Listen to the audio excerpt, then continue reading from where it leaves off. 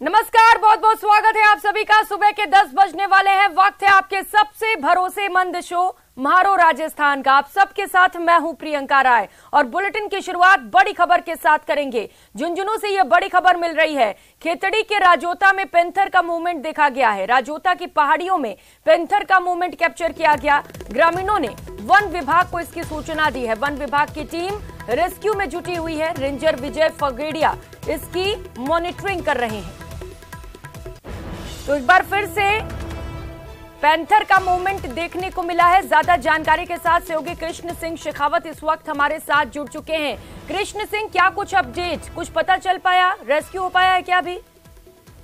जी प्रियंका, मैं आपको बता दूं कि ये खेतड़ी इलाके के राजोता की पहाड़ियों में है वो पैंथर का मूवमेंट देखा गया है और ग्रामीणों ने वन विभाग की टीम को इसकी सूचना दी है। सूचना के बाद से ही वन विभाग की टीम है वो अलर्ट हो गई है और रेंजर विजय फगेड़िया है वो स्वयं इसकी मॉनिटरिंग कर रहे हैं। और पहाड़ी इलाके में जो लगातार है इसका मूवमेंट पहले भी देखा गया है और यहाँ पर जो है बांसियाल है उसको जो रिजर्व घोषित किया गया है और वहाँ पर जो राजस्थान के अलग अलग जगहों पर जो पैंथर रेस्क्यू होते हैं वो यहीं लाके छोड़े जाते हैं, क्योंकि यहाँ पर वन विभाग की ओर से पैंथर सफारी की जो योजना है वो तैयार की जा रही है। तो ये जो पैंथर है इनका जो मूवमेंट है वो बांसियाल के आसपास हो जाता है और इस बार जो वो खेतड़ी से सटा हुआ इलाका है राजोता की पहाड़ी वहां पर देखा गया है और लगातार वन विभाग की टीम है वो इसको रेस्क्यू करने का प्रयास कर रही है। अभी तक वन विभाग की टीम को इसको रेस्क्यू करने में सफलता नहीं मिली है। जी ठीक है कृष्ण, नजर बनाए रखिए। शुक्रिया आपका इन तमाम जानकारियों के लिए। और चलिए रुक कर लेते हैं एक और बड़ी खबर का। भरतपुर से ये बड़ी खबर सामने आ रही है। पीएनबी में चोरों ने सेंध लगाई है।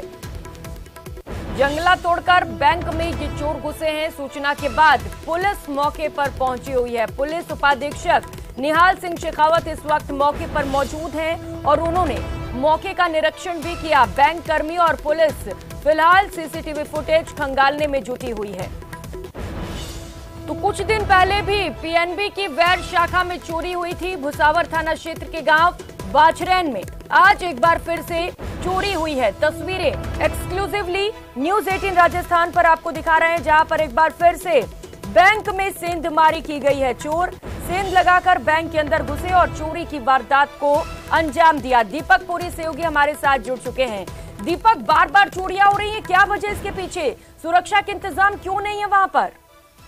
देखिए बिल्कुल प्रियंका, जो बार बार चोरियां होने का कारण है वो कहीं ना कहीं पुलिस की जो गश्त व्यवस्था है उस पर भी सवाल उठाता है। और ऐसे में अब ये पीएनबी बैंक में चोरों ने सेंध लगाई है। जो बैंक का जंगला था उसे तोड़ करके जो है चोर थे वो अंदर घुसे और उसके बाद चोरी की अंजाम दिया।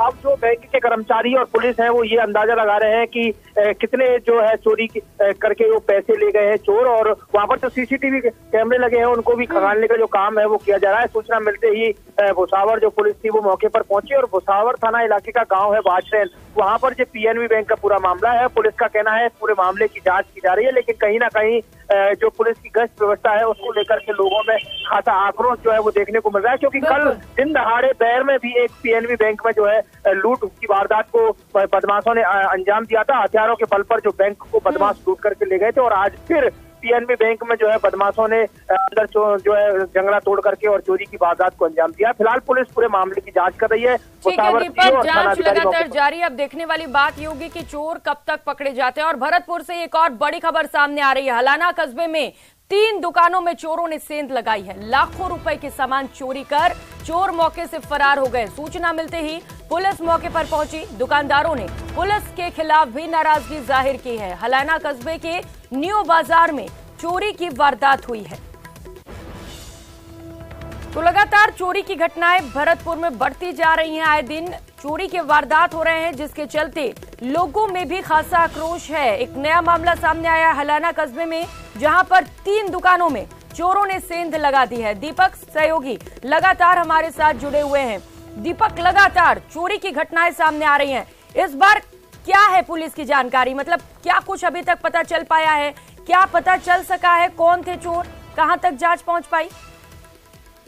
देखिए बिल्कुल प्रियंका, ये हलेना कस्बे के न्यू बाजार की घटना है, जहां देर रात को चोरों ने एक साथ जो है 3 दुकानों में जो है चोरी की वारदात को अंजाम दिया। एक परचूने की दुकान है और एक रेडीमेड गारमेंट की दुकान है, साथ ही एक मोबाइल रिपेयरिंग की दुकान है। तीनों में से लाखों रुपए का जो सामान है उसे चोर जो है वो पार कर ले गए। घटना की सूचना जब लोगों को मिली तो उन्होंने पुलिस को सूचना दी। अब पुलिस जो है वो मौके पर पहुंची और पुलिस का कहना है कि मामले की जांच की जा रही है। लेकिन जब पुलिस वहां पर पहुंची तो लोगों का जो विरोध है वो भी देखने को मिला। पुलिस के खिलाफ जो है लोगों की नाराजगी देखने को मिली। लोगों का कहना है कि अगर पुलिस की जो गश्त व्यवस्था है वो सही तरीके से हो तो इस तरह की जो चोरी की वारदात है उन पर अंकुश लग सकता है, क्योंकि सर्दियों में लगातार चोरी की जो वारदातें हैं वो बढ़ती जा रही है। और ऐसे में हलेना कस्बे में चोरों ने जो है एक साथ 3 दुकानों को अपना निशाना बनाया और लाखों रुपए का जो सामान था उसे पार कर ले गए। फिलहाल हलेना जो पुलिस है वो पूरे मामले की जांच कर रही है। आसपास जो सीसीटीवी कैमरे लगे हैं उनको खंगाला जा रहा है, लेकिन अभी तक चोरों का कोई सुराग जो है वो नहीं लगा है। और इसी को लेकर लोगों का जो खासा आक्रोश है वो देखने को मिल रहा है।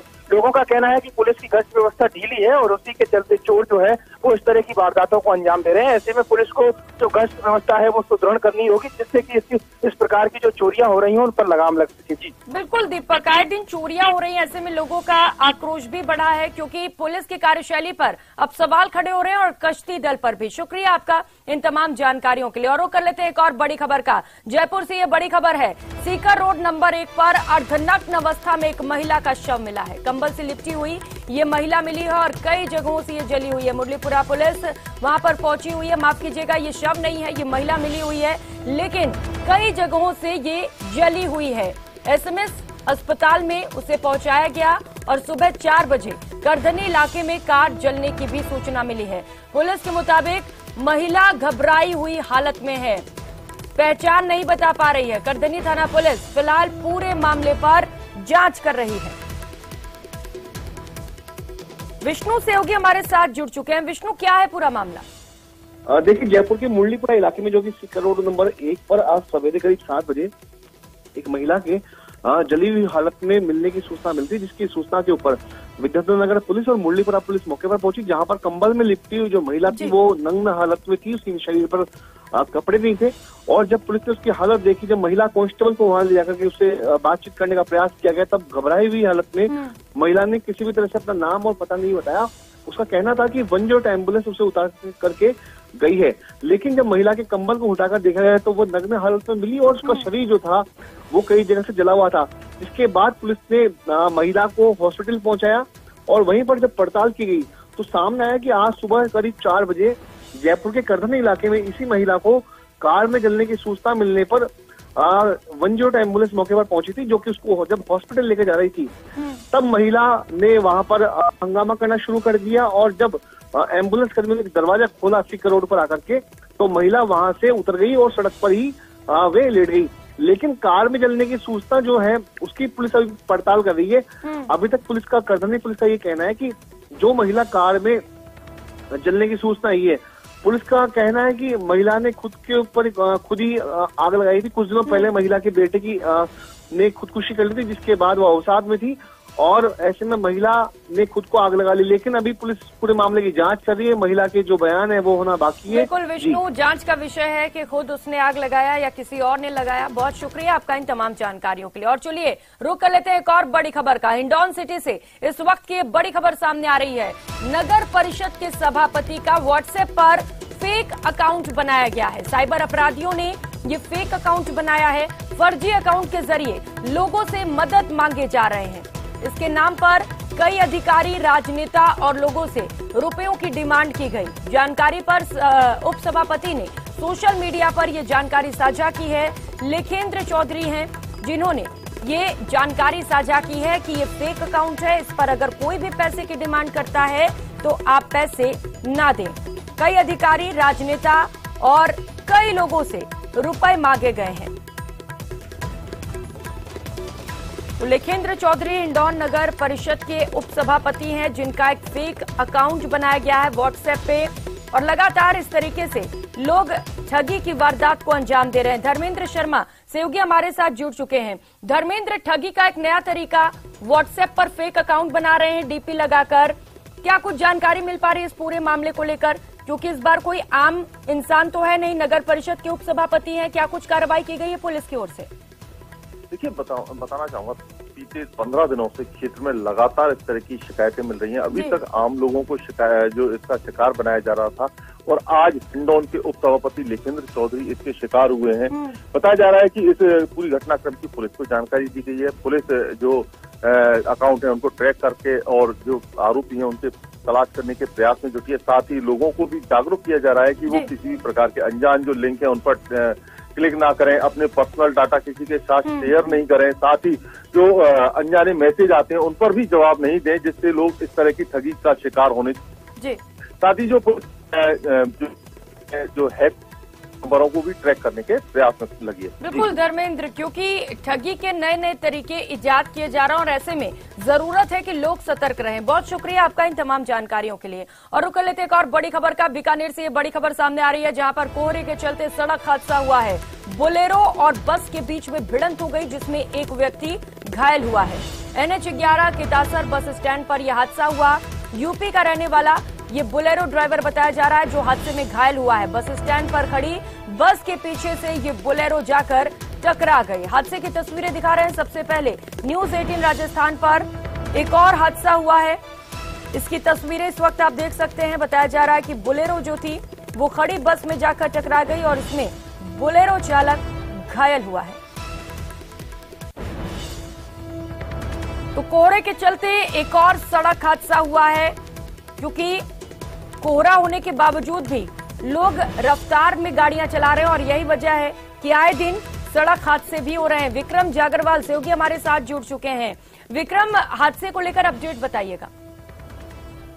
देखिए, बीकानेर जिले में आज जो है वो घना कोहरा छाए रहने के कारण से ये हादसा हुआ है और ये डूंगरगढ़ का जो कितासर बस स्टैंड है उस पर एक जो सवारियों की बस थी वो खड़ी थी और जो पीछे से आ रही बोलेरो गाड़ी है उसे वो बस दिखाई कोहरे की वजह से नहीं दी और इसके कारण से जो ये हादसा हुआ है। और इसमें एक जो बोलेरो चालक है वो गंभीर रूप से घायल हुआ है और उसे जो है उपचार के लिए श्री डूंगरगढ़ की अस्पताल में पहुंचाया गया है और गाड़ी जो है वो पूरी तरह से क्षतिग्रस्त हो चुकी है और कहीं न कहीं जो कोहरे की वजह से विजिबिलिटी कम थी उसी की वजह से ये हुआ है। जी ठीक है विक्रम, शुक्रिया आपका इन तमाम जानकारियों के लिए। और जोधपुर से बड़ी खबर सामने आ रही है जहां पर आग का तांडव देखने को मिला। हैंडीक्राफ्ट फैक्ट्री में भीषण आग लग गई। 3 फायर ब्रिगेड ने आग पर काबू पा लिया है। आग लगने के कारणों का फिलहाल पता नहीं चल पाया है। तो जोधपुर से ये बड़ी खबर आपको बता रहे हैं जहां पर एक हैंडीक्राफ्ट फैक्ट्री में आग लग गई। फिलहाल ये खुलासा नहीं हो सका है कि आखिर किन कारणों से ये आग लगी। जांच के बाद ये पता चल सकेगा, लेकिन राहत की बात यह है कि 3 फायर ब्रिगेड की टीम ने मौके पर पहुंचकर आग पर काबू पा लिया है। तस्वीरें आपको दिखा रहे हैं। सबसे पहले न्यूज 18 राजस्थान पर ये एक्सक्लूसिव तस्वीरें उस दौरान की जब इस फैक्ट्री में आग लगी थी।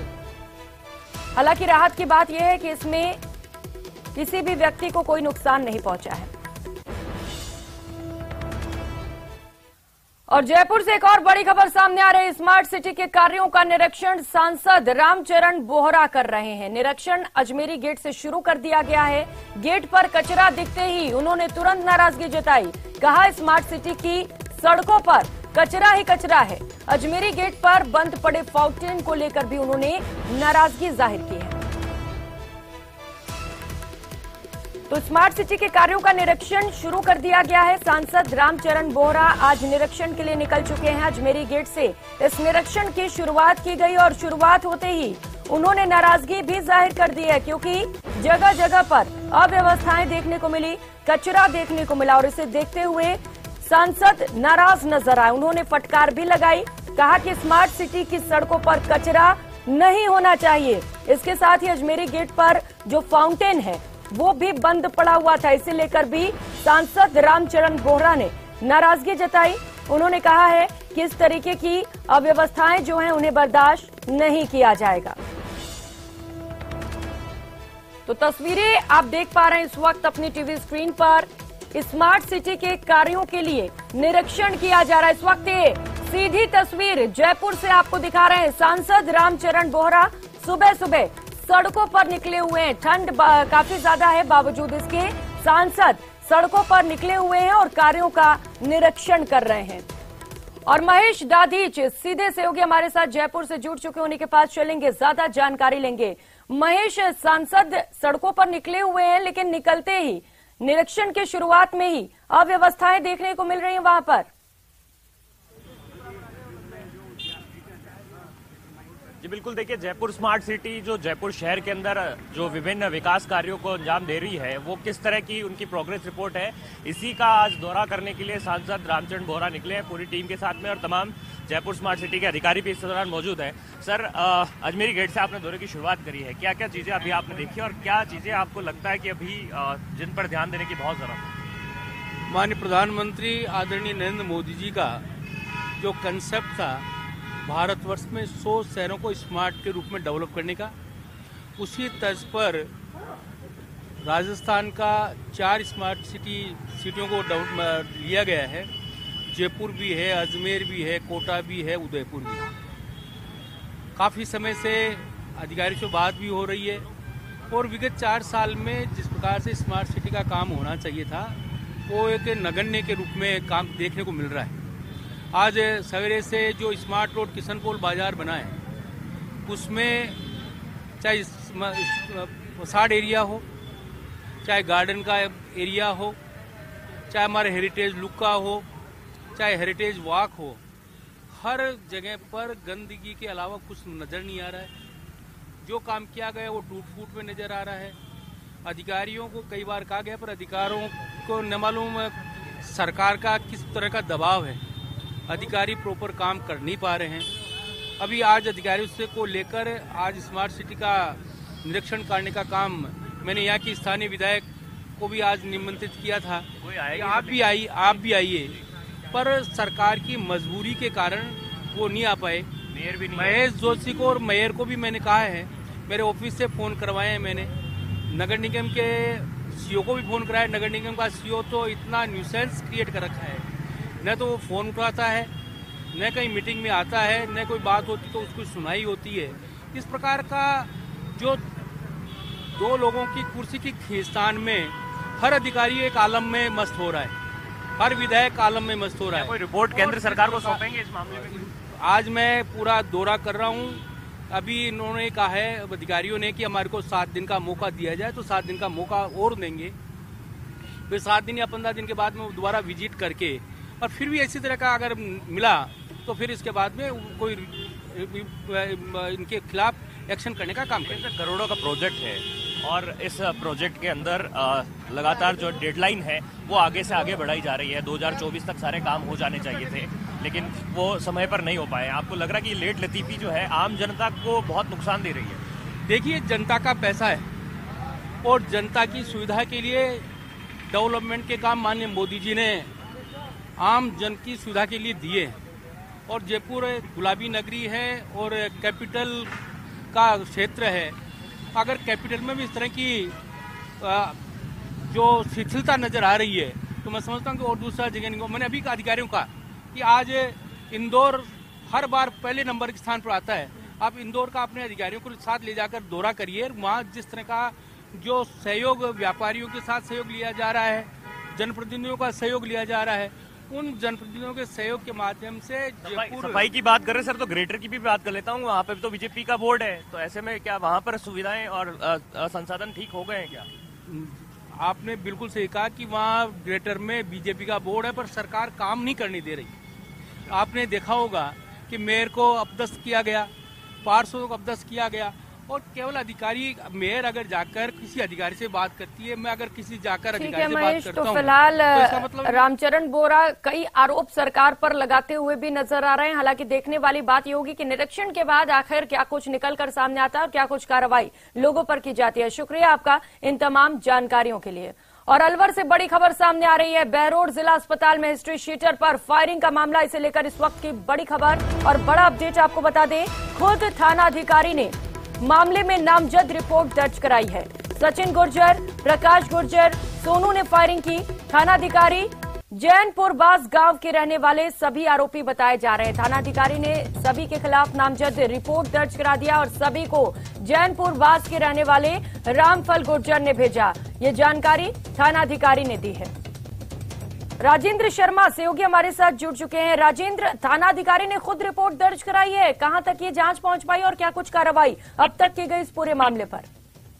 जी, इस पूरे मामले में देर रात बहरोड थानाधिकारी वीरेंद्र पाल बिस्लोई ने खुद मुकदमा दर्ज करवाया है, जिसमें बताया है कि कुख्यात हार्डकोर बदमाश विक्रम लादेन को जब अस्पताल में ले जाया गया था तो तब जसराम गैंग के जो सदस्य हैं उनके द्वारा फायरिंग की गई है। जसराम गुजर की हत्या करवाई गई थी लादेन के द्वारा और उसके बाद से ही जसराम गैंग के जो गुर्गे हैं वो लादेन के पीछे थे और लादेन की हत्या के लिए प्रयास में जुटे हुए थे। उन्हें मौका मिला, 3 बदमाश थे जो जसराम गुजर के भाई हैं, उनके द्वारा उनको भेजा गया मारने के लिए। बताया जा रहा है कि इनके पास 44 से अधिक कारतूस जो थे वो मिले हैं। जो एक बदमाश सतीन पकड़ा है उसके पास जो कारतूस है उसे जब्त कर लिया है, जबकि 2 अन्य बदमाश हैं वो फरार हो गए थे। उन्हें भी मोनू और प्रकाश उन्हें भी नामजद किया है। 4 लोगों के खिलाफ नामजद मुकदमा किया गया है। अब सबसे बड़ी बात यह है कि बहरोड जो पुलिस है वो अलर्ट मोड पर आ गई है कि जो पपला कांड हुआ था कहीं इस तरीके से दूसरी पुनरावृत्ति नहीं हो जाए। कहीं लादेन गैंग के बदमाश हैं वो आकर उसे छुड़ा ले जा सकते हैं या फिर जसराम गुजर और पपला गैंग के बदमाश बदला लेने की नियत से फायरिंग कर सकते हैं। इसको लेकर के अब जो बहरोड जो थाना है, थाने के ऊपर हथियारबंद जवान हैं वो तैनात कर दिए गए हैं। पुलिस पूरी तरीके से मुस्तैद है कि कहीं पपला कांड वाली पुनरावृत्ति दोबारा ना हो। बिल्कुल राजेंद्र, और जरूरी भी हो जाता है जब लगातार इस तरीके से गैंगवॉर की खबरें सामने आ रही हो तो पुलिस को मुस्तैद रहने की। आपके साथ बने रहेंगे। इस बीच एक और अलवर से ही बड़ी खबर सामने आ रही है। निमराना के होटल में पार्षदों पर हमला किया गया है। निमराना के होटल में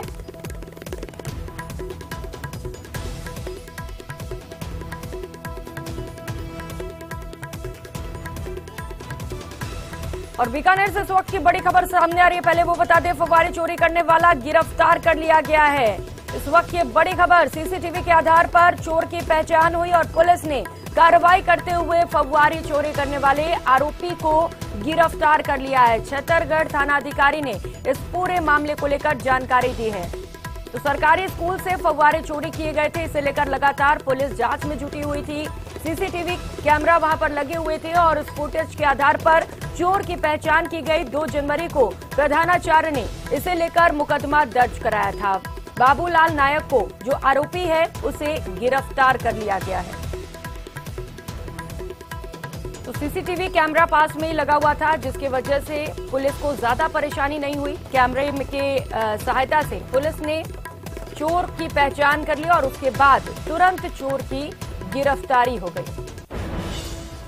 11 फव्वारे सरकारी स्कूल से चोरी हुए थे और ये देखिए तस्वीर है उस आरोपी की तस्वीरें।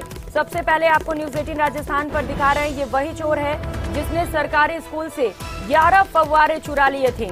इसके बाद प्रिंसिपल ने तुरंत थाने में से लेकर रिपोर्ट दर्ज कराई थी और पुलिस ने सीसीटीवी फुटेज के आधार पर चोर को गिरफ्तार कर लिया है। ये सीसीटीवी फुटेज भी आपको दिखा रहे हैं। रेड सर्किल के अंदर ये वही चोर है जिसने इस चोरी की वारदात को अंजाम दिया है। तो 2 अलग अलग तस्वीरें आप देख पा रहे हैं। पहली तस्वीर इस दौरान की जब चोर पुलिस की गिरफ्त में है और दूसरी तस्वीर वो सीसीटीवी फुटेज आपको दिखा रहे हैं जब चोर सरकारी स्कूल फव्वारे चोरी करने पहुंचा हुआ था। इसी फुटेज के आधार पर पुलिस ने आरोपी को गिरफ्तार कर लिया है। विक्रम सहयोगी हमारे साथ जुड़े हुए हैं।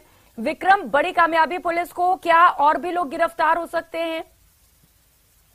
जी देखिए, बिल्कुल जो सरकारी स्कूल है ये छतरगढ़ का, वहाँ पर ये चोरी की घटना हुई थी क्योंकि स्कूलों में भी शीतकालीन अवकाश चल रहा था और इसी दरमियान जो है एक चोर जो है वो सीसीटीवी कैमरे में यहाँ से फव्वारे जो है स्कूल के गार्डन के लिए लगाए गए थे उनको चुराते हुए नजर आया था। और पुलिस में जब इसकी शिकायत की गई तो पुलिस ने सतर्कता दिखाते हुए इस चोर को गिरफ्तार कर लिया है। और अभी जो फिलहाल पुलिस है वो इस चोर से पूछताछ कर रही है कि इसने और भी कई चोरियां की है या इसके साथ में और भी कई है, क्योंकि सीसीटीवी फुटेज में केवल इसी की फुटेज थे, इसलिए पुलिस ने अभी सिर्फ एक ही आदमी को गिरफ्तार किया है। बिल्कुल विक्रम, लेकिन हो सकता है किसी गैंग से जुड़ा हुआ हो, उस गैंग का भी खुलासा हो। पूछताछ के बाद कई और अहम खुलासे भी हो सकते हैं। शुक्रिया आपका इन तमाम जानकारियों के लिए।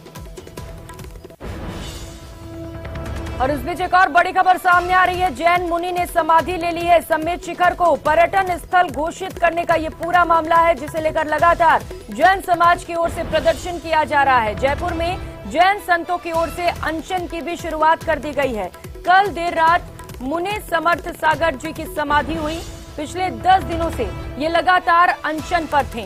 दूसरे मुनि जिनकी समाधि हुई है, इससे पहले मुनि सुज्ञय सागर जी ने भी इस पूरे मामले को लेकर आक्रोश जाहिर करते हुए, नाराजगी जताते हुए समाधि ली थी।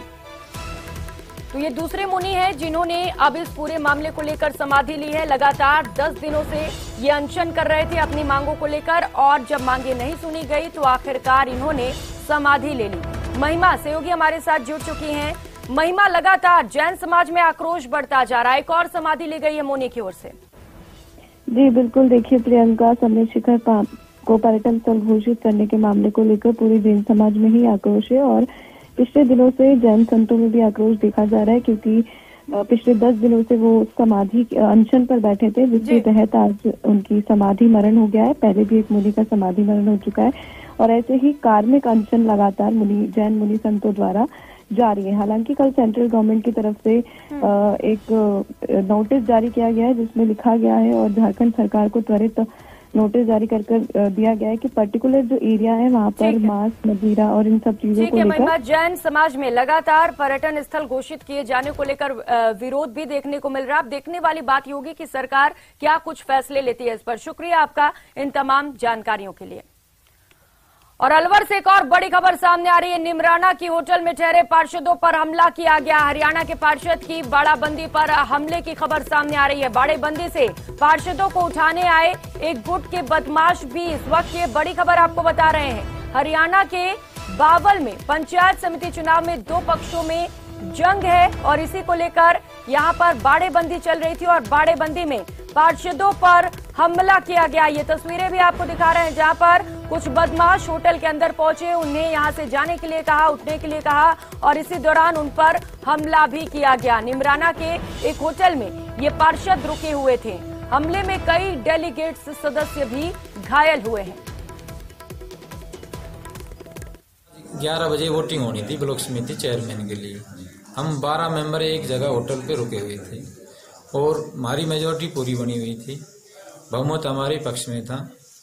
हम होटल से जैसे चलने लगे उससे पहले कुछ अज्ञात बदमाश वहां पहुंच गए, और हम लेडीजों पर मेंबरों पे हमला कर दिया। राजेंद्र सहयोगी हमारे साथ जुड़ चुके हैं। राजेंद्र, होटल में घुसकर सरेआम बदमाशों ने पार्षदों पर हमला कर दिया, किस तरीके की दबंगई है ये? पुलिस का क्या कहना है मामले पर? कौन कौन लोग इसके पीछे शामिल हैं? कहां तक जांच पहुंच पाई? पूरी जानकारी दीजिएगा इसे लेकर। ये जो पूरा मामला है सीमावर्ती हरियाणा से जुड़ा हुआ है, जहां पर हरियाणा से जो अभी हाल ही में चुनाव हुए थे पंचायत समिति के, वहां से जो चेयरमैन और उप चेयरमैन जो वाइस चेयरमैन है उसके चुनाव होने हैं। तो चुनाव कल होने थे, जिसको लेकर के बाड़ाबंदी अलवर जिले के निमराना में एक होटल में की हुई थी, जहां पर जो 24 सदस्यीय वार्ड जो वहां पर है, वहां से 12 से अधिक पार्षद एक साथ रुके हुए थे। जयप्रकाश गुट के जो चेयरमैन का चुनाव लड़ रहा था, उसके गुट के पक्ष के जो लोग थे यहाँ पर ठहरे हुए थे। दूसरे गुट के जो लोग हैं उन्हें यहाँ की जो बाड़ाबंदी को तोड़ रहे हैं, इनमें से कुछ पार्षदों को अपने समर्थन में ले जाने के लिए आपसी कहासुनी और तोड़फोड़ हुई है। उसके बाद होटल में तोड़फोड़ हुई है, और जो महिला पार्षद हैं उन्होंने आरोप लगाया है कि उनके छीना झपटी की गई है, और उनके जान से मारने की अंदेशा है, उनको खतरा है, उनकी जान को नुकसान हो सकता है। लेकिन अभी तक पुलिस में कोई मुकदमा दर्ज किसी ने दर्ज नहीं किया है। रोड से लगता हुआ कल का ये पूरा मामला था। नीमराना जो डीएसपी हैं महावीर सिंह शेखावत, उनका कहना है कि किसी भी पक्ष के द्वारा अभी भी रिपोर्ट दर्ज नहीं कराई है। पुलिस ने जो सीसीटीवी फुटेज है उसके आधार पर जो होटल है उसको सीसीटीवी फुटेज वहां से ले लिए हैं, लेकिन जब तक किसी पक्ष के द्वारा रिपोर्ट दर्ज नहीं कराई जाएगी तब तक अभी पुलिस